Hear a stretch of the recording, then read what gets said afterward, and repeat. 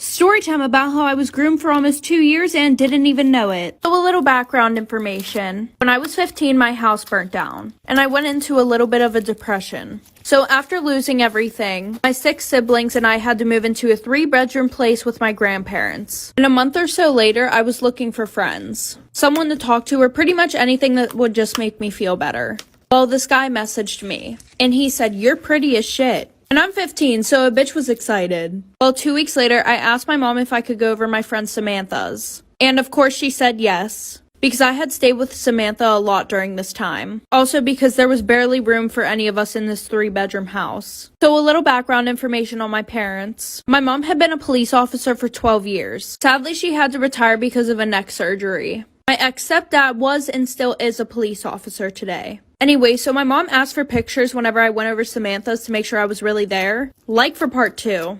Storytime about how I was groomed for almost 2 years and didn't even know. So like I said, my mom used to ask for pictures to make sure that I was really at Samantha's house. Well, Samantha lived about 10 minutes away from the guy that I was talking to. Every time that I went to her house, I would leave at about 8 p.m. and go over to his house. And he was 26 years old. And obviously I knew my parents would freak the fuck out if they found out. And we had planned to keep this a secret until I turned 18. So that way my parents couldn't tell me that I wasn't allowed to be with him. So flash forward to about 3 days before I turn 18. My mom comes into my work. She walks up to me, shows me a picture of him, and says, "Who the hell is this?" So of course I say I have no idea who the hell she's talking about. She said okay and then left.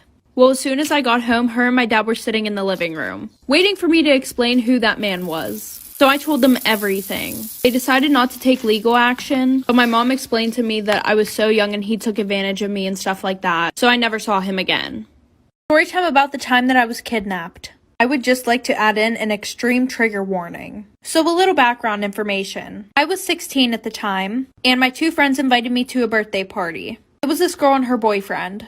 They said that it was in the south side and not a lot of people were going to be there. So we go to the guy's house who's throwing the party, and nobody's there except for him. And at first he was being really nice. I asked where everybody was and they were like, "Oh, they're going to show up later." While my friends are sitting on the couch, they start making out for like an hour straight. And this guy, who we're going to call Jeremy, he keeps going in and out of the front door. Well, my friends asked the guy if they could go to the bathroom, and he goes, "Yeah, it's just around back." And at this point, they are gone for an hour. So now I'm super freaked out and I'm thinking of all the ways that I could possibly get out of this house. So I ask if I can use the bathroom. So he leads me to the backyard, which is through this alleyway, and it's pretty much fenced in by like brick buildings. So when we're back there, I'm like, "Where's the bathroom?" And he points down to a bucket, like for part 2. Part 2 about the time that I was kidnapped. So like I said, he leads me to the backyard. When I ask where the bathroom is, he points at a bucket sitting in the middle of the yard. So I'm about to do my business and he's literally staring at me. And I'm like, "Can you not watch me?" And he turns around,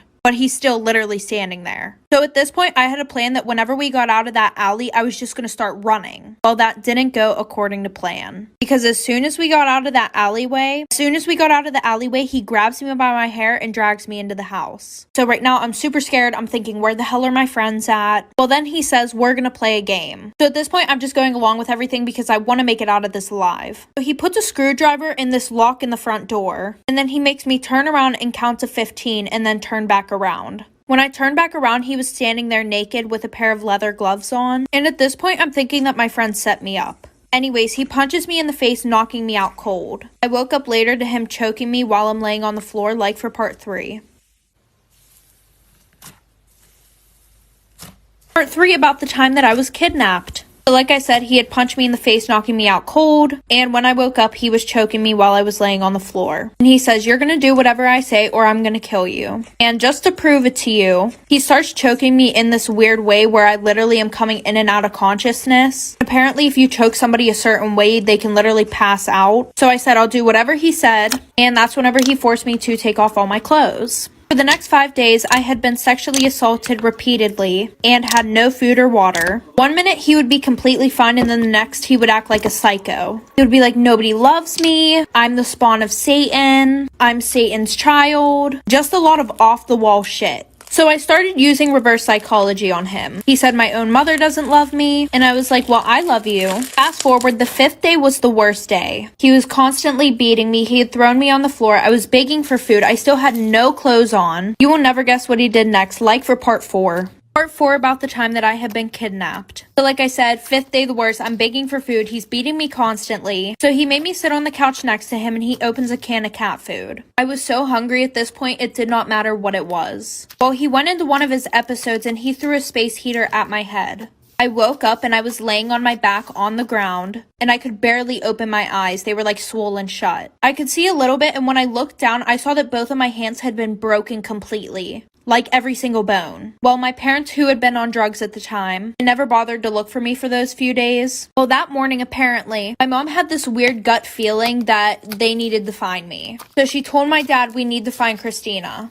So they had been out looking for me and they saw this guy that was one of my friends. And he pretty much says, you better tell me where Christina is or I'm calling the cops on all of you. So they had told my dad that the house right next door was where I was at. So he went and knocked on the neighbor's door. And they said, well, we've been hearing screaming next door all week, like for part 5. Part 5 about the time that I was kidnapped. So like I said, my dad knocked on the door of the house that was right next to the one that I was in. They were like, oh, well, we've been hearing screaming next door all week. My dad's like, why the hell wouldn't you call the cops? And they were like, oh, because he throws a lot of parties. So while I'm laying on the floor, I hear my dad at the door. And the door's open just a crack, so that way my dad wouldn't see me, of course. Well, through the crack, my dad saw my legs laying on the floor. So my mom and dad forced their way into the house. Mind you, I'm still laying on the floor naked. And the guy who kidnapped me literally pulled out this big-ass knife. My dad grabbed this dog chain that was on the floor, wrapped it around this guy's neck, and it's like trying to choke him. Fast forward, the police pull my dad off. And as I'm in the ambulance, the cops had said that they had found another girl in the house. She was upstairs chained to the wall, and he was sexually assaulting her, and she was pregnant. But the child inside of her was dead, and if they would have found her a week later, she probably would have been dead. Because this happened back then, they weren't able to put him in jail for a long time. Like if you guys want a part 6. Part 6 about the guy who had kidnapped me. So it turns out that he had sexually assaulted multiple women. But like I said, because it was a long time ago, they weren't really able to put him in jail as long as they wanted to. So they pretty much based the case around the baby who had died in this situation. Well, during this time, he ended up getting out on bail. And he tried committing suicide. He shot himself in the stomach, but he still lived. And after that, he ended up doing a little more than 20 years. A lot of the women that he had assaulted still didn't get their justice. And I had tried looking for the girl who was there in the house, but nobody could find her. Well, I want to say in 2006, I was in a thrift store with my husband. And as I was going in, I saw him walking out. And I literally was so scared. Like, just looking at him literally, like, paralyzed me. And he looked back at me like he knew exactly who I was. So I told my husband that we had to hurry up and get out of there. And after that, I never saw him again. Storytime about the toxic boy that I almost started dating. So a little background information. Him and I both met on a set of a movie that we were in. Well, a few days into filming, he asked me out. So of course I said yes. And it was literally the most amazing first date ever. So he asked for a second date and I said yes, of course. And the second date was terrible. He literally just tried to get in my pants the whole time. So then he asked me for a third date. And for some reason I said yes, hoping that it was not anything like the second date. And he didn't show up. So I pretty much got stood up. And then he even blocked my number. So a few months go by and I end up moving in with my best friend. About an hour away from where I was living when I met him. Well, the one night she came home and told me that he had messaged her on Instagram, which I thought was funny as hell because my best friend did not swing that way. So she pretends to flirt with him and asks him to come over. So he drives an hour to our apartment and when he walks in, he just sees me standing in the kitchen. He immediately walked out